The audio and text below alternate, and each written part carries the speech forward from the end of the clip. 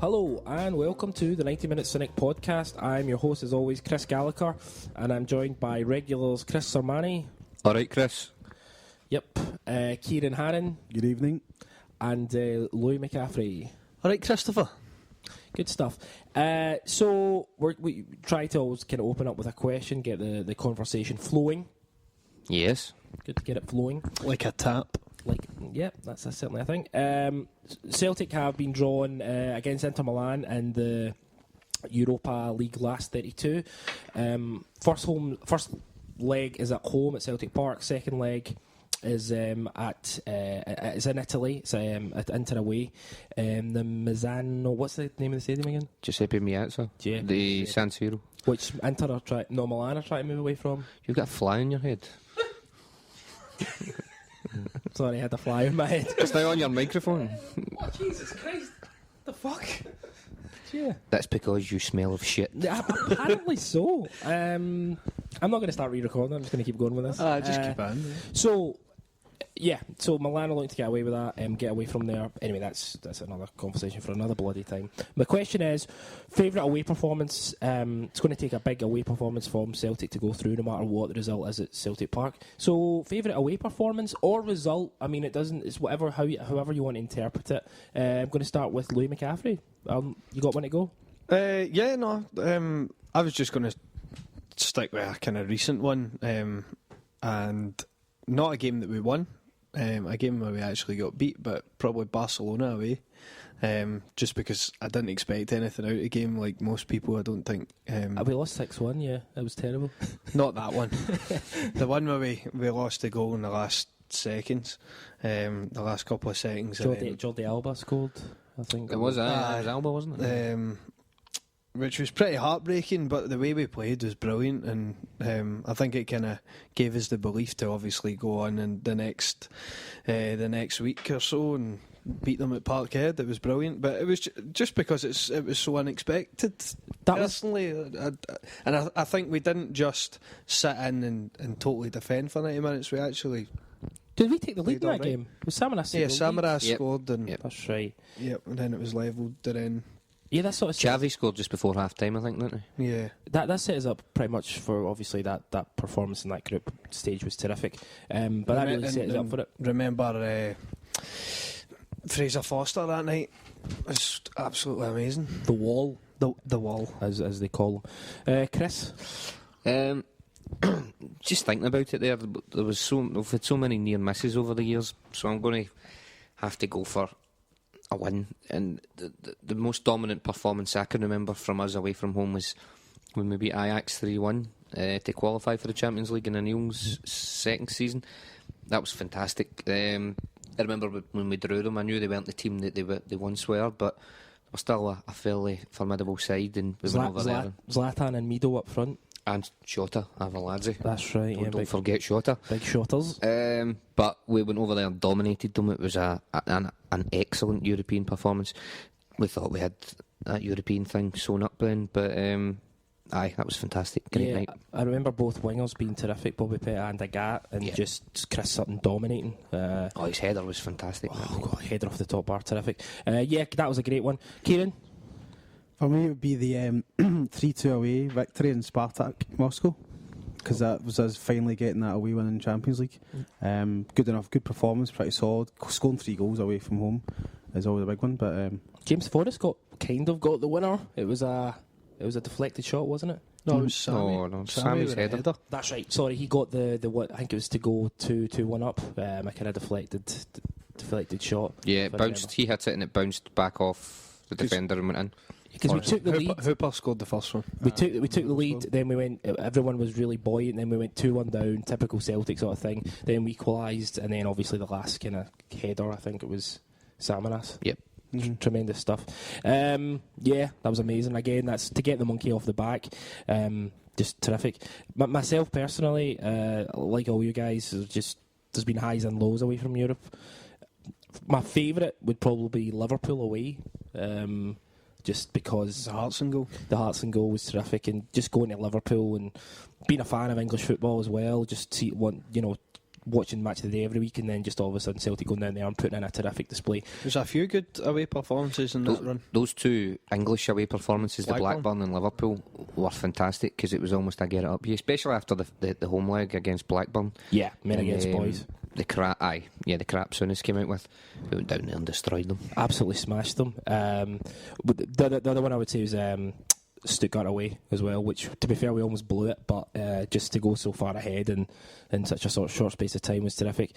So yeah, if you've got any of your favourite ones, it might be one of those, might be something different, tweet us or Facebook us at 90MinuteCynics or Twitter, facebook.com/90MinuteCynic if you want to share your kind of thoughts.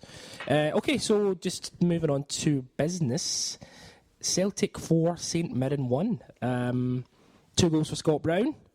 I'm going to let Ciaran take the lead on this one because you were at the game. I seen the highlights. You were at the game. Thoughts?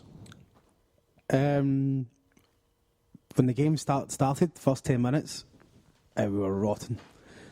So many misplaced passes. Forrest lost the ball, I don't know how many times. And by about 10-15 minutes, St Mirren should have been 3-1 up. With one offside, when the keeper, there was one, I think it was Boud McLean. Yeah. Should have taken it the first time. He was the one-on-one with the keeper, and I think he missed it. And then obviously we get the goal. I wouldn't say run against the run of play, because then after 10 minutes we started kind of getting in there, and then first goal, and you're thinking, right, okay, we've got that out of the road. We're going to end up letting them. But throughout the game, the same again. It was chances. We were creating chances. We were having chances. We just weren't converting them. Yeah. But thankfully we won 4-1, so it's kind of slightly hidden it a little bit. But I mean, Skefovic, when he came on, he had 2 or 3. But to tell you what, his first touch was phenomenal for the volley. Yeah, for it so far out, he just took it. Yeah. I either say the keeper, and that was in. It was just because it was straight at the keeper. Worrying thing is Forrest going off at half time. He had a migraine. Is that what it was? So it wasn't necessarily anything to do with Guidetti as well. Guidetti going off injured, was it? Yeah, Ronnie said that Guidetti's still struggling with fitness. That's a bit of a worry. Perhaps. I think he's struggling with sanity though. Did you see him after he missed? Yeah, he kicked the post. Started kicking the post. And apparently he's going to, when he come off at half time, he's taking his shirt off and throwing it in the crowd. I don't know how to interpret that. Whether it's just taking it off to throw at the fans, or well, he ripped. I think he ripped his shirt out of anger. It was because that was right before half time, and he kicked the post, and then he was like biting and ripping at his top in frustration. He's maybe just taking it off and giving it to somebody and get a new one. But here's a bitten and ripped shirt fan for one lucky fan out there. But no, see what you were talking about, Dyla saying he's struggling for fitness. I don't find that hard to believe. Even though he's he went on a run of scoring goals, I think he still looks quite rusty. And I don't know. I don't think many people have mentioned that, obviously because he was scoring.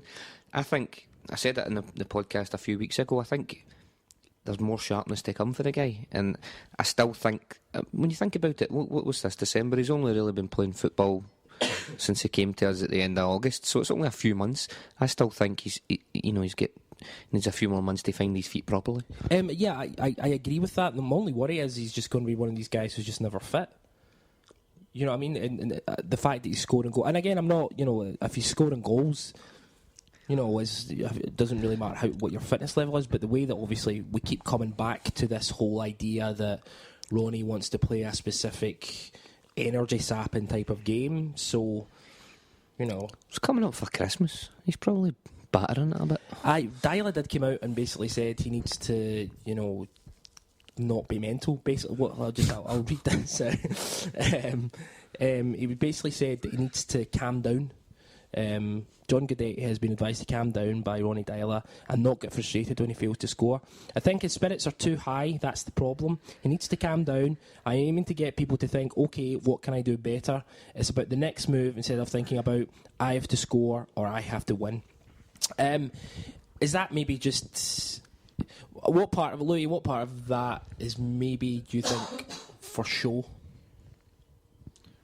What, the kicking of the post stuff? The post and ripping the top off. Because he seems like he's a guy who kind of wants people to think he's about, lunatic fringe sort of thing, as opposed to, Well, I think it maybe might do some of it for show, and that's fine. I guess the guy would maybe have that as a sort of fact. He's trying to entertain people. Aye, I mean, maybe partly. I mean, we've talked about how was it James Milner or one of the other. James Milner, it was James Milner came out and was saying how they were trying to keep his feet in the ground and tell him to just keep his head down and play football at Celtic and not get too carried away, and that's kind of what Ronnie Dyler's saying as well. But I don't mind. I would rather see the guy getting frustrated and clearly wanting to score and wanting to do better. But at that point in time when I was watching it, and I only seen the first half, but the ball was still in play. The ball hadn't gone out of play, and he's coming up and kicking a post, clearly offside. I would have rather he was clearly frustrated, fair enough, but the ball's still in play. Try and concentrate, because we got the ball back, and he had to run to get back on side for the play to continue. Didn't even run. No, but aye. Also as well, you actually had to walk about 10 yards to the post to kick it. From where you took your shot, turned round and trudged back. Yeah, I can't remember actually shouting. Can't get fucking back on side, and he just was so slow coming back. Yeah, I know that. I mean, that I found that disappointing. Biting in a shirt and all that. Okay, you're frustrated. I get it, but going out of your way to kick a post like that, and that I think that's what you mean there, as far as it's maybe for show.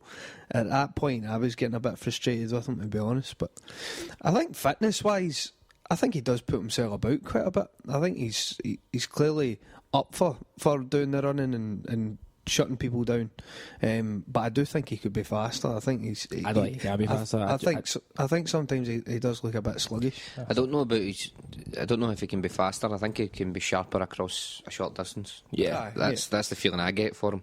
But I think the message that we'd like to send to John is stop being so mental. I think he's got to learn as well that he's not going to score every shot he has. He's a striker. He's going to have a lot of shots, but he's going to have a small ratio, maybe like 2 and 5 or something, like 2 and 6. But he should have scored that one when he was 1-on-1 pretty much. He should have scored that. Did the keeper save it?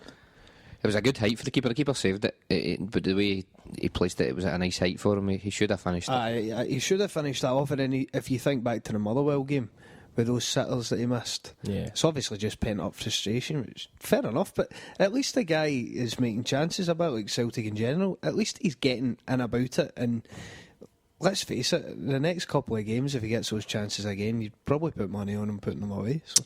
Did somebody not see him in the street in the town? Ian Dugan saw him in the street in the town, having a conversation with a lady. Yeah. Perhaps it is pent up frustration. Perhaps I'm not getting on just now. Listen, this guy, this Sermanni fella here, this could be a sports psychologist. Think he needs to talk. Could be. Perhaps he gets his oats and he hits the net. Let's have a look. Or perhaps he's just gone through a barren spell. Aye, maybe 2 Off for the 1. pitch. Right, let's not dwell on it, Louis. Right, Jesus Christ, it's a bit salty here. Okay, so Scott Brown scored 2 goals. You see a big difference, Ciaran, between when we have Scott Brown and got to not get a hat trick because Guidetti took a shot off him. Had Guidetti left it, you're banking him. Scott Brown putting it away. I think it was the second goal where he kind of bends it around the defender. I thought it was terrific. That was a brilliant goal. I think it was the first goal as well. Was a real team goal. Yeah. That was a neat finish as well, actually. I remember. Yeah, both good finishes. I mean, we're playing a St Mirren team who, they've just sacked their manager. They're pretty much bottom of the league. They don't have a lot going for them in terms of, obviously, their morale will be, stinking. But they scored, and they equalised, and it was a really, really poor goal. I'm going to highlight Virgil van Dijk because I always do, but he wasn't the only one that was at fault. Ambrose is just standing at the penalty spot with no one around him, and then when the goal goes in, he puts his hand up as if to say, "What the fuck happened?" It's that zonal marking, but you're in it.